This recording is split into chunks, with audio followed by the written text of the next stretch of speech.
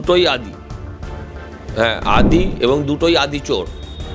হ্যাঁ, আদি অনন্তকাল ধরে মাল তুলে আসছে। সাধারণ মানুষ তার রুটি কাপড়া মকান, তার চাকরি, তার ব্যবসা, তার ছাত্রের শিক্ষা, তার বাবা মায়ের, তার ছেলেমেয়ের শিক্ষা, তার বাবা মায়ের স্বাস্থ্য, হ্যাঁ এই নিয়ে বেশি কনসার্ন। দল ভাঙবে ওদের, কোনটা যাবে বিজেপি। তোমার বক্তব্য হচ্ছে পিজা 6 পিস করে আছে বলে, হ্যাঁ 6 পিস খেলে পেট ভরে যাবে, গোটা পিজাটা খেলে কিছু হবে না। এদিকে যেমন দেখলাম আরাবুল ইসলাম এবং অপরদিকে শান্তনু সেনকে কালকে বহিষ্কার করা হলো। দুজনেই তৃণমূলের, একজন আদিকালের যোদ্ধা, অপরজন অভিষেক বন্দ্যোপাধ্যায়ের ঘনিষ্ঠ। কোথাও গিয়ে কি তৃণমূলের অভ্যন্তরে নব্য এবং আদির না, আমি প্রথম বলি দুটোই আদি, হ্যাঁ আদি এবং দুটোই আদি চোর। হ্যাঁ, আদি অনন্তকাল ধরে মাল তুলে আসছে।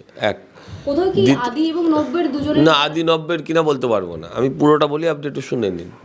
কিন্তু এটা মানতে হবে, আরাবুল 2006 সালের এমএলএ। 2006 সালের এমএলএ যখন এই রাজ্যে সিপিএমের সরকার সেবারে এসছে, তখনও তৃণমূলের হয়ে জিতেছে, তখনও সিপিএমকে হারিয়েছিল।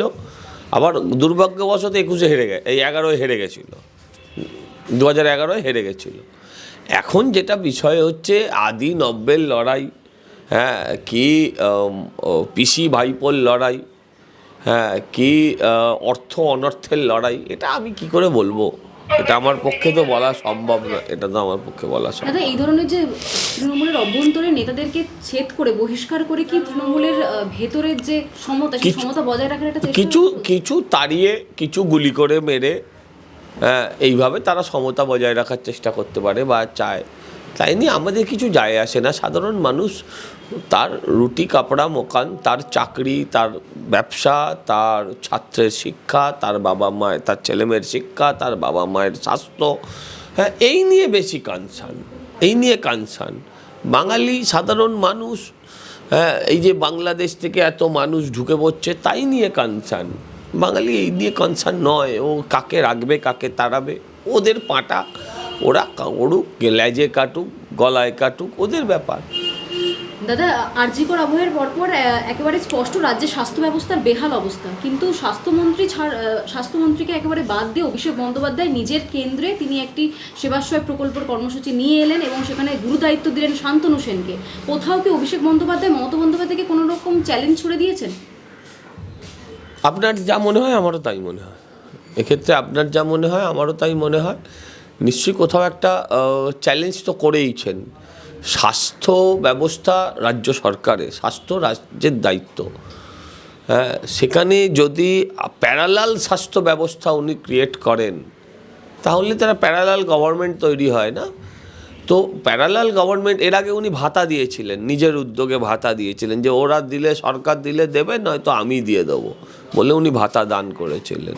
তো এটা সবসময় উনি একটা প্যারালাল গভর্নমেন্টে থাকেন। আমরা দেখেছি যখন হচ্ছিল, ভ্যাকসিনেশন হচ্ছিল, তখনও উনি একটা মডেল তৈরি করেছিলেন, diamond Harbour model. Diamond Harbour model বলে তিনি কিন্তু একটা প্যারালাল সিস্টেম তৈরি করেছিলেন।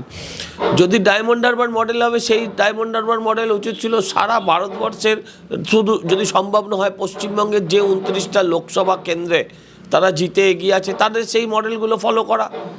তাহলে তিনি চ্যালেঞ্জ আলটিমেটলি পার্টির নেতাদেরই করেছিলেন, তার যা যা ফল হবার তাই হয়েছে। দাদা অভিষেক বন্দ্যোপাধ্যায়ের একটা জল্পনা উঠছে, অভিষেক বন্দ্যোপাধ্যায় নতুন একটি দল নিয়ে আসতে চলেছে 2025-এ। যদি এক তো শাসক শিবিরে রয়েছে তৃণমূল কংগ্রেস, সেই তৃণমূল কংগ্রেসের ভাঙন হয়ে যদি নতুন দল আসে, কোথাও গিয়ে কি বিজেপি কোণঠাসা হয়ে পড়বে? দল ভাঙবে ওদের, কোনটা যাবে বিজেপি।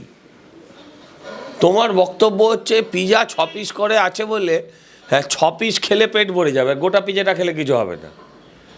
মানে ওরা 6 টুকরো হয়ে গেলে আমাদের 6 দিক দিয়ে আক্রমণ করবে। আমরা কোনটাসা হবো না, তৃণমূলের দোকান বন্ধ হবে সেটা আলোচনা করতে পারি। আমরা কোনটাসা কেন হতে যাব? আমাদের তো কোনটাসা হওয়ার কোনো প্রশ্ন নেই। তৃণমূল থেকে যারা বিজেপিতে এসেছিলেন যেসব নেতৃত্বরা, যদি অভিষেক বন্দ্যোপাধ্যায় নিজের একটি যদি দল নিয়ে আসেন, একটা জল্পনা উঠছে যে নতুন দল আসতে চলেছে, সেক্ষেত্রে কি বিজেপির সাথে সেই দলের কোনো সমঝোতা হতে পারে? তো রাজনীতির প্রশ্ন, গোপে গাছে কাঁঠাল, গোপে তেল দিয়ে তো লাভ নেই, কাঁঠালটা পাকুক তারপর কথা বলবো। দাদা চেটেপুটে মেলা নিয়ে একজন কংগ্রেসের নেতা তিনি বলেছেন সারা বছর বিজেপি মমতা বন্দ্যোপাধ্যায়কে খোঁটা দিয়ে আসছে। মমতা বন্দ্যোপাধ্যায় সারা বছর জুড়ে নতুন নতুন করে মেলা উদ্বোধন করছেন, সেখানে দাঁড়িয়ে সজল ঘোষও সেই বিরোধিতা করতে করতে নিজেও একটি মেলার উদ্বোধন করলে কোথাও গিয়ে দুজনের রাজনৈতিক ডিএনএ একই রয়েছে। এটা কে বলেছে? অভিষেক ব্যানার্জি বলে, সে কে? কংগ্রেসের একজন নেতা। আমি কংগ্রেসের এরম কোনো নেতা আছে বলে তো আমি জানি না। আর ডিএনএ যদি বলেন, আমার ডিএনএতেও তো কংগ্রেস আছে, আমরাও তো ভারত মেলা দেখেছি কংগ্রেসের করা। আমি এইসব এই মানে উঠাইগিরা কারা এসে হঠাৎ করে বড় বড় কথা বলবে, ভাষণ দেবে, তাদের কথার উত্তর দেব না। ওকে বলবো মেলায় এসে খেয়ে যাক, পয়সা লাগবে না। বাংলা হাটের আরো খবর দেখতে নজর রাখুন। বাংলা খবর মানেই বাংলা হাট।